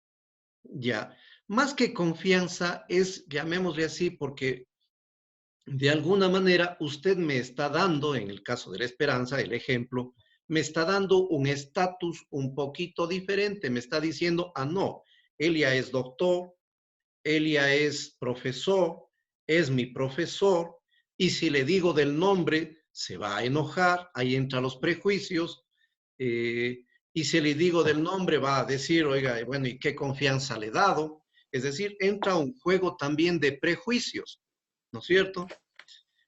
Pero, indudable, quienes hemos tenido la oportunidad un poquito de irnos a otros lados, por ejemplo, en otros lados, simplemente nos tratamos del nombre.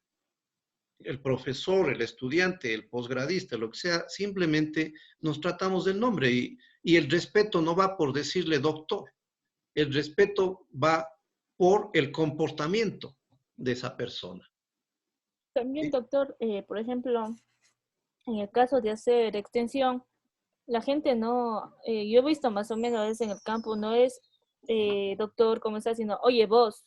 Entonces, también sería ese no, que hay gente que se molesta por eso, porque dice, yo soy doctor, yo soy estudiado, ¿qué te pasa? ¿Cómo me vas a tratar de tú? Entonces, eso.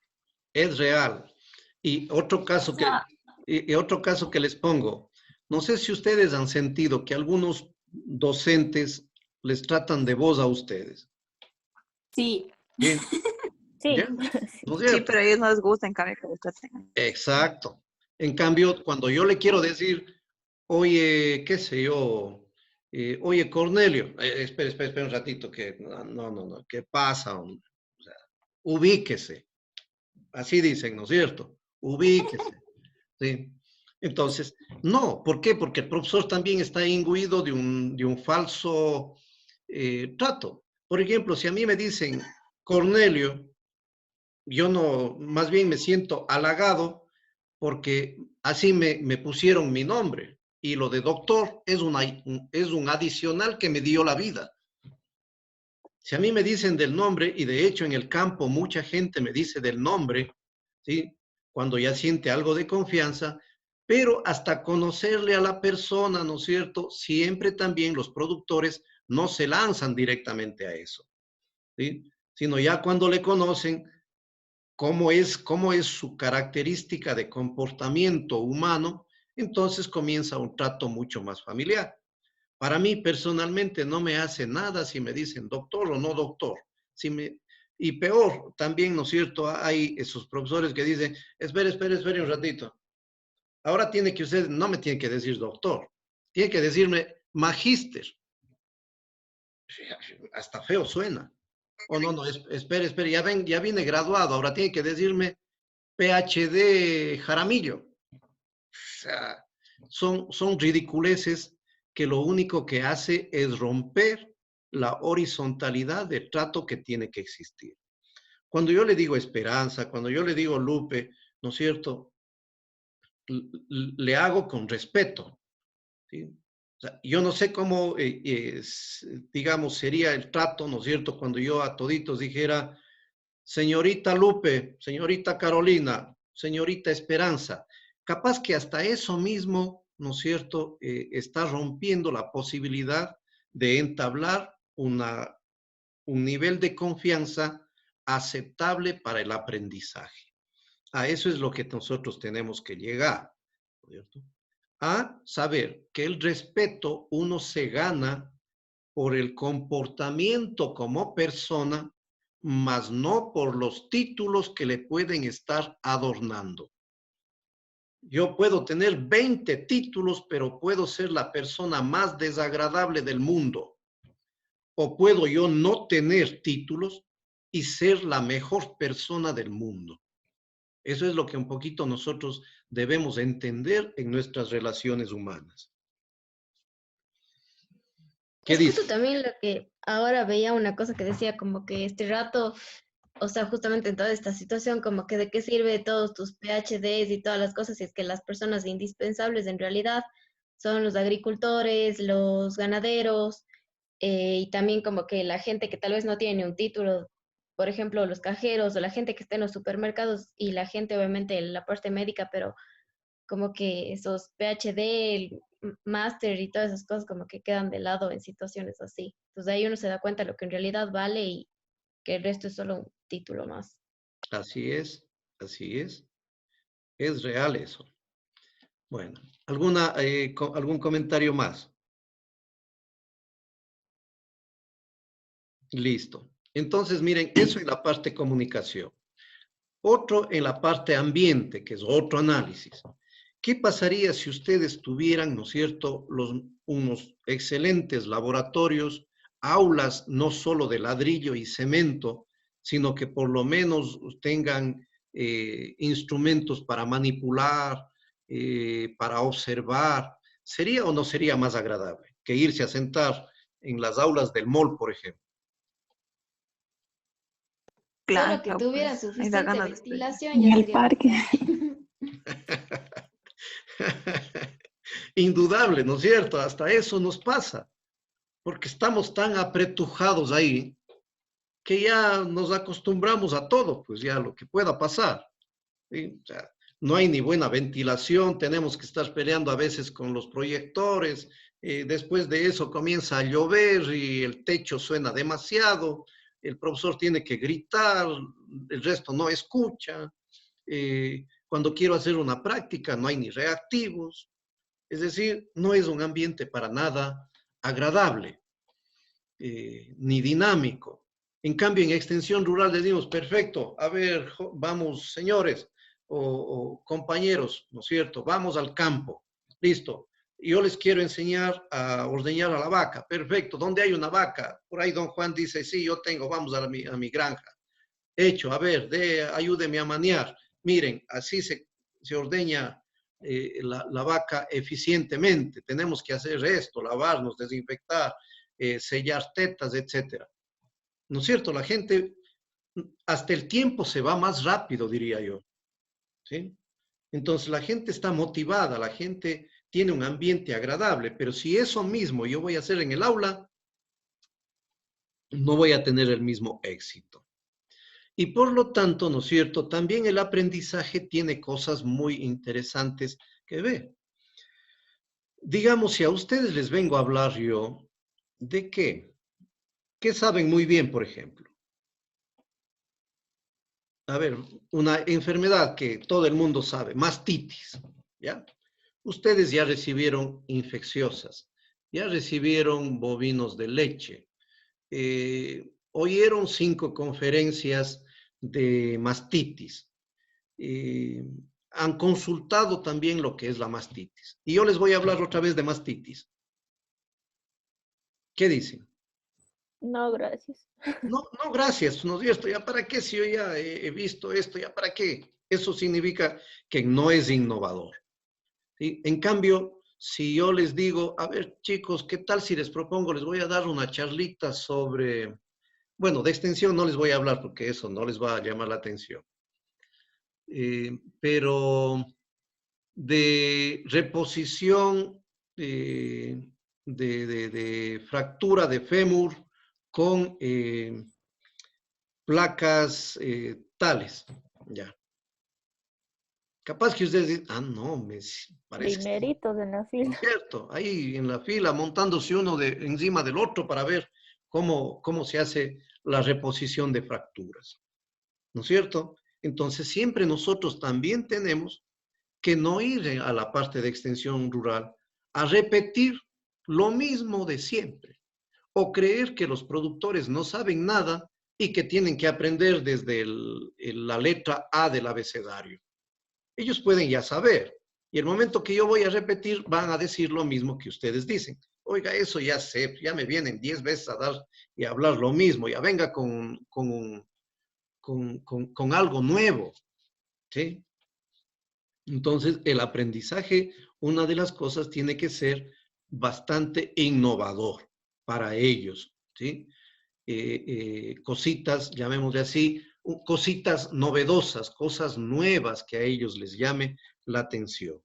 Y si bien no son cosas nuevas, pueden ser cosas que les hagan nuevas, pero desde la práctica. Quizás ellos ya saben, por ejemplo, sembrar su potrero. Y si yo voy y digo, así se siembra el potrero, a decir, venga para yo más bien enseñarle, ¿ya? Pero si yo digo, mire, ¿sabe usted cómo se planifica la producción forrajera? ¿Cuánto está produciendo su forraje? ¿Cuántas vacas puede usted criar aquí en este potrero?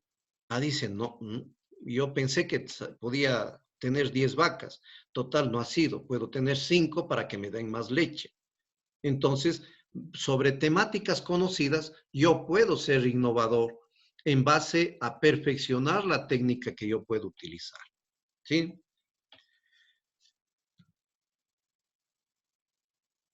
Y esto nos lleva, ¿no es cierto?, a las características del aprendizaje, que es un poco lo que hemos venido hablando. 1, el adulto aprende lo que necesita, no lo que le decimos nosotros que tiene que aprender. Él aprende y todos nosotros aprendemos lo que necesitamos. Y aprende porque nosotros debemos tener la concepción de que hasta el último día de nuestra vida aprendemos algo.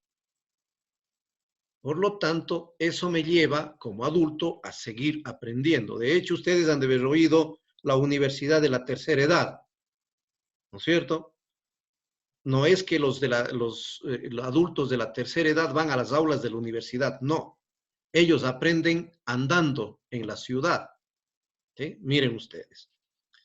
Luego tenemos que entender de que adolescentes no es igual que adultos. ¿Sí? Son grupos etarios. Luego, que la experiencia y el aprendizaje van de la mano. Lo que les decía, nosotros vamos muchas de las veces con la teoría y ellos nos enriquecen con la práctica. Luego de eso, aprenden mucho de la experiencia, transforman la experiencia con la voluntad de aprender que tienen, emprenden una libertad de aprendizaje y por eso orientan el aprendizaje, guían el aprendizaje, saben lo que quieren aprender.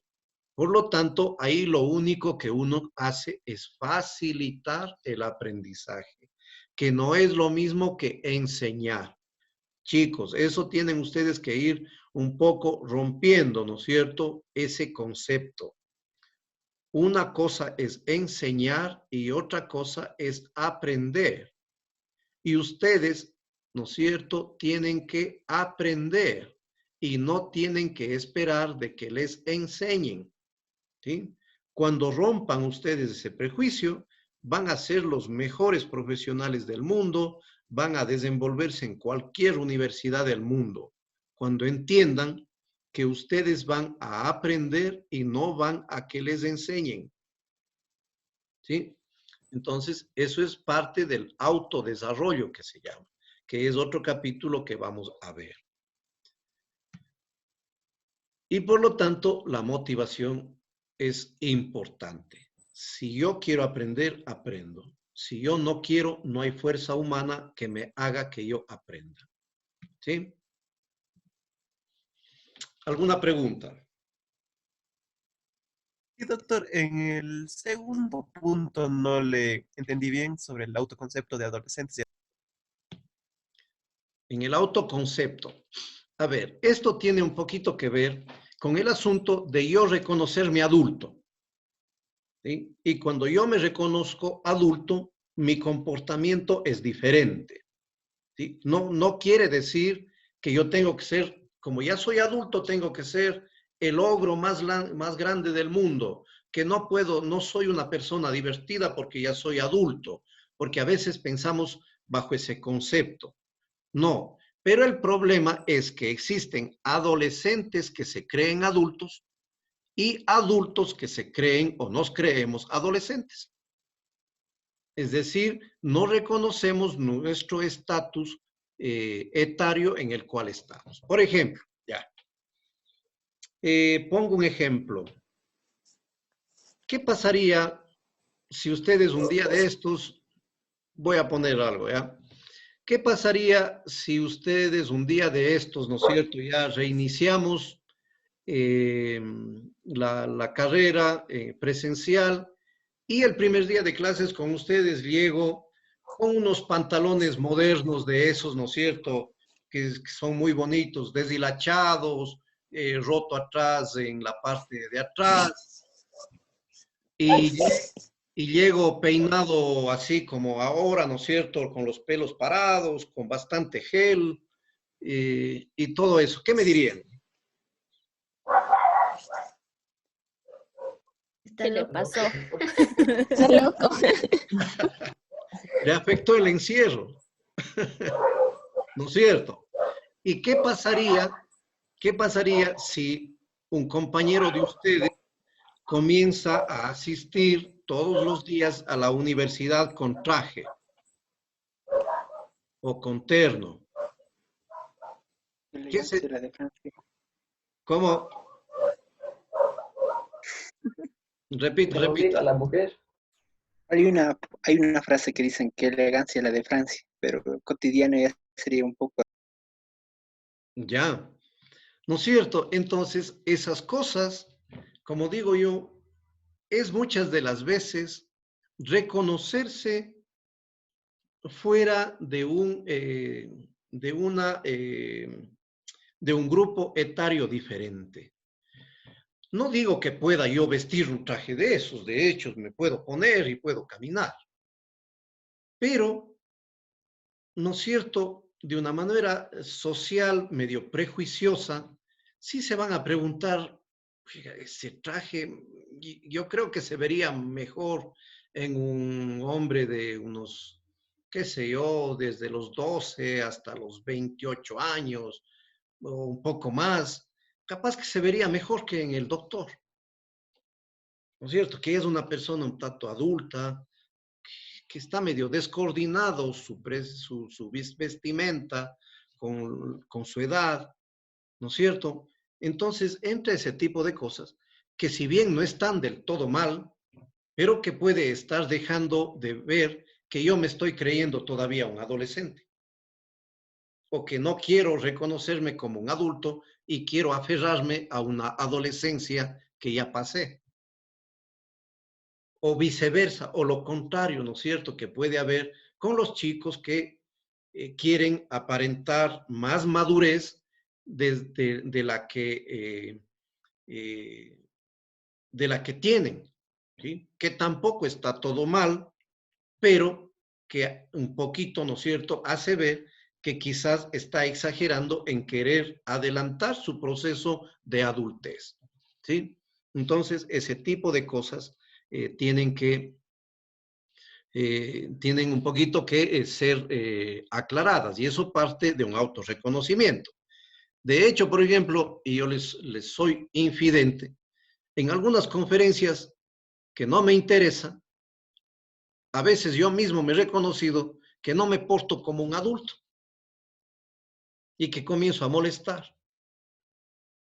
¿Sí? O sea, en esos momentos, ¿no es cierto?, estoy entorpeciendo la charla. ¿Sí? Estoy entorpeciendo el desenvolvimiento de las otras personas dentro del proceso de capacitación. Entonces, a eso un poquito va esta parte del autoconcepto. Ya, gracias, doctor.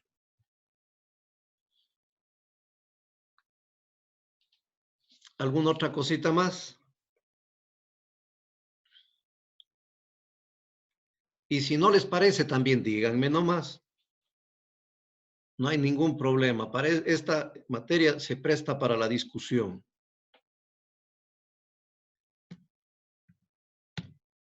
Bueno. Por lo tanto, ¿no es cierto? Aquí viene la interacción entre ciencia y práctica.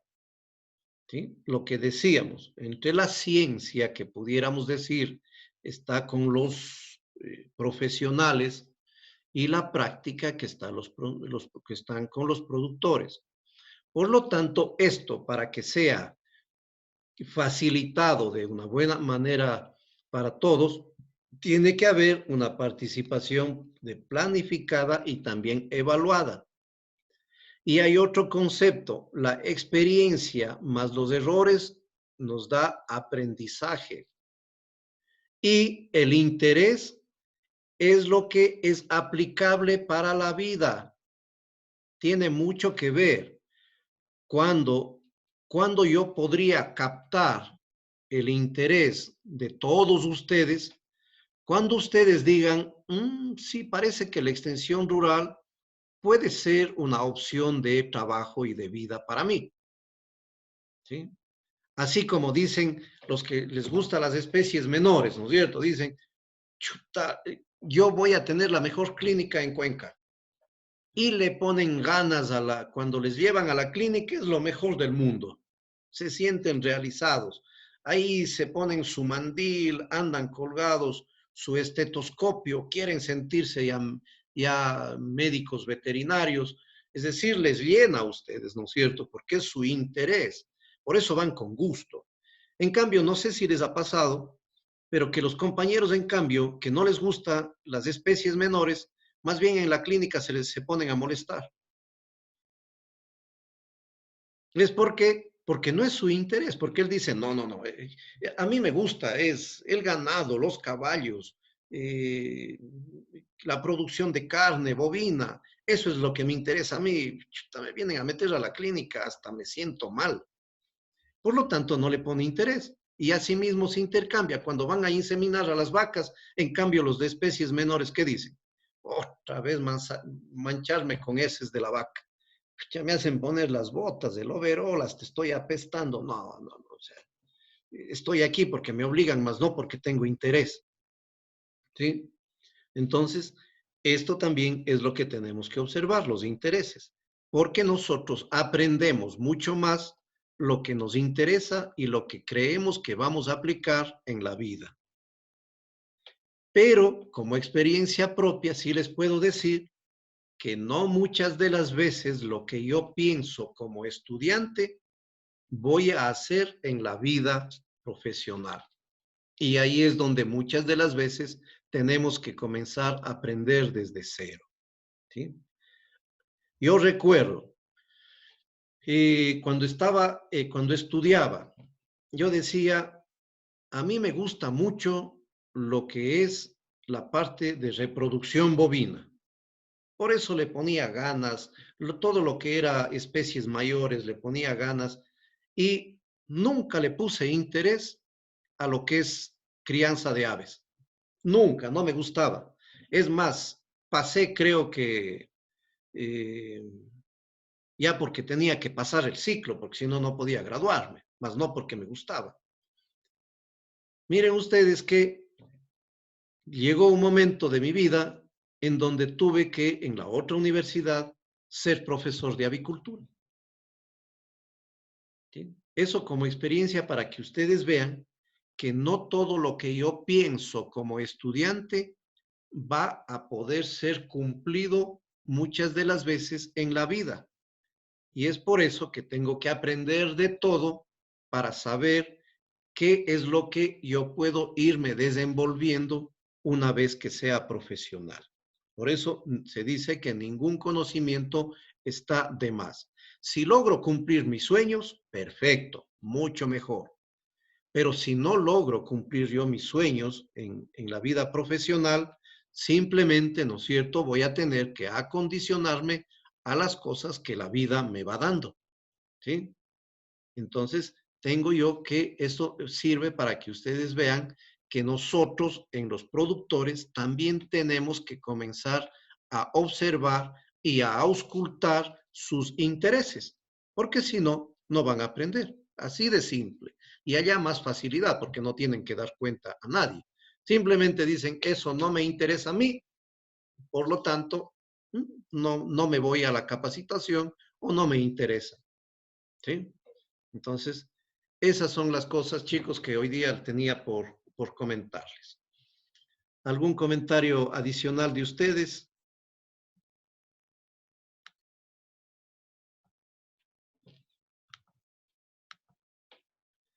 Doctor. Yo, doctor. Sí. Yo tal vez no estoy muy de acuerdo con eso.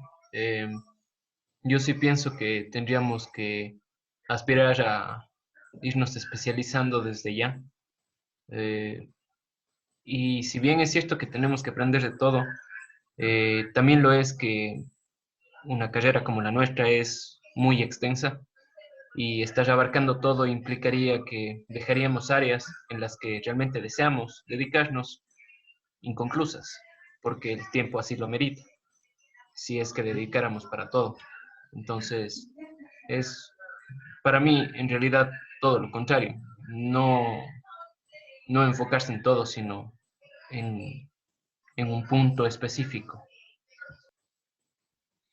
Sí, hay la tendencia esa y de hecho yo comparto un poco con lo que usted dice y precisamente cuando tuve la oportunidad de hacer el rediseño de la carrera actualmente, entonces precisamente se hizo 2 itinerarios, ¿sí? 2 itinerarios, uno que va hacia clínica mayor y otro va hacia, digamos, hacia especies menores y otro para especies menores. Y de hecho que tienen mayor carga en cada uno de ellos, depende a lo que estén más priorizados. Pero eso no implica que todos aprendan las otras cosas. ¿Y por qué le acentúo esto? Porque todos van a aprender todas las materias, pero en el itinerario de mayores van a tener más horas dirigidas hacia especies mayores, pero no van a dejar de ver especies menores. En cambio, es al contrario en el itinerario de especies menores. Van a tener más horas para dirigir el conocimiento hacia especies menores, pero no implica que no van a conocer los principios de las especies menores, ¿sí? Es decir, esa tendría que ser la lógica de la universidad, ¿sí? No tiene que especializar, precisamente porque el campo profesional es amplio para el médico veterinario. Y si es que ustedes desde el primer ciclo comienzan a especializarse, menores de especies menores, del primero al 10º ciclo, ustedes están perdiendo su campo laboral, ¿sí? Y al perder su campo laboral significa que tienen menores oportunidades de trabajo.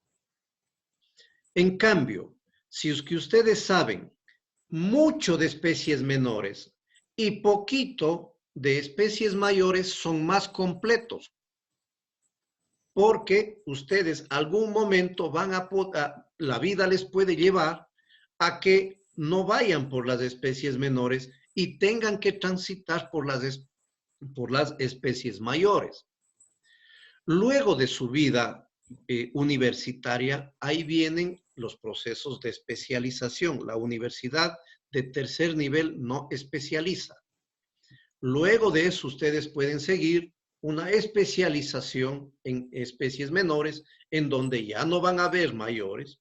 Pueden seguir una maestría en especies menores y pueden seguir un PhD en especies menores, ¿sí?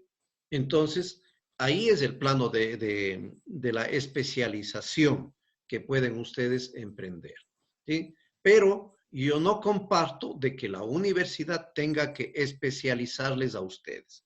Al tercer nivel, no. Es hacerles un daño a ustedes. Lo que sí podemos poner un poco más de énfasis en cada uno de estas dos ramas grandes que siempre ha existido en la universidad. Después, saliendo de ahí, usted puede ya especializarse en lo que verdaderamente ya tiene asegurado su campo de acción profesional. Y es un poquito, ¿no es cierto?, como para explicar esta parte.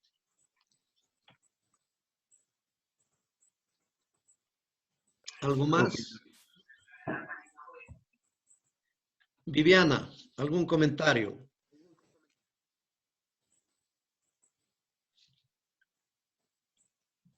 Bueno.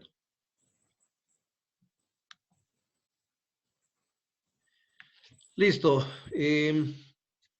Ahora les voy a pedir... Doctor. Sí. Sí. Es que quería preguntarle si tal vez nos puede regalar unos minutos de receso. Sí, ya vamos a un poquito a terminar porque igual ustedes tienen ya después la evaluación, ¿sí?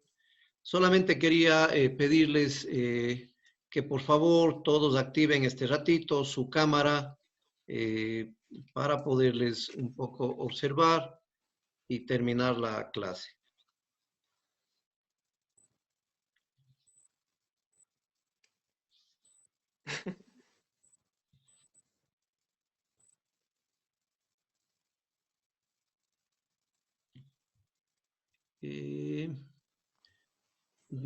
Paul Falcón, Viviana, Juan Pablo Curipoma.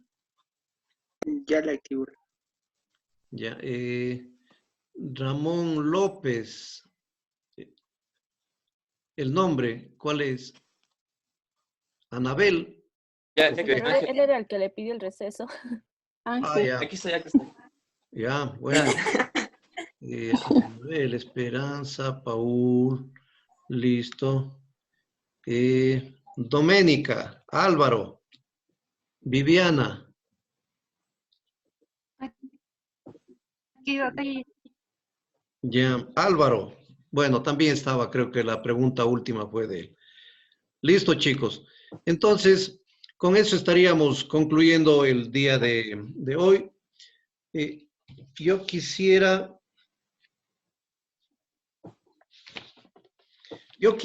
que un poquito para la próxima clase vengan leyendo sobre lo que es la participación, más que todo el aprendizaje. ¿Cómo se da el aprendizaje y qué tipos de aprendizaje hay? ¿Sí? Quisiera que un poquito vengan leyendo eso para ver si de una manera aleatoria alguien nos puede ayudar. Yo les recomiendo que hagan asimismo unas 3 o 4 láminas para que nos puedan explicar a todos en el aula virtual, ¿sí? A través de la videoconferencia. Doc dijo cómo se da el aprendizaje y qué más. Y los tipos. Y los tipos de aprendizaje. Ya, Doc. ¿Ya? Hecho. Ya pues chicos, que tengan éxito entonces en la evaluación. Por favor, las recomendaciones que están al inicio, lean. 1, en lo posible tengan un diccionario al lado para que no cometan las faltas de ortografía. De las pruebas anteriores, están corregidas las notas, ¿sí? Un poco considerando eso, pero cada vez van a tener que ser más rígidos ustedes en la ortografía. Luego de eso, recuerden, es secuencial y tómense el tiempo adecuado para que puedan responder, ¿sí? Doctor, ¿la prueba dura 1 hora? Bueno, pueden ingresar dentro de esa hora, pero la evaluación dura 20 minutos. Ah, ya.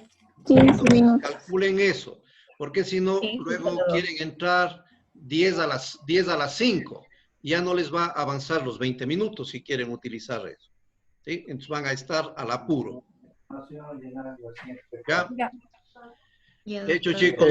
Doctor, yo tengo una inquietud aquí. Samantha Montalbán me mandó un mensaje y me dijo que se le había ido la luz, se había quemado un transformador por su casa y no podía participar en clases ni tampoco podía dar hoy día la prueba. Entonces, le quería informar sobre ello.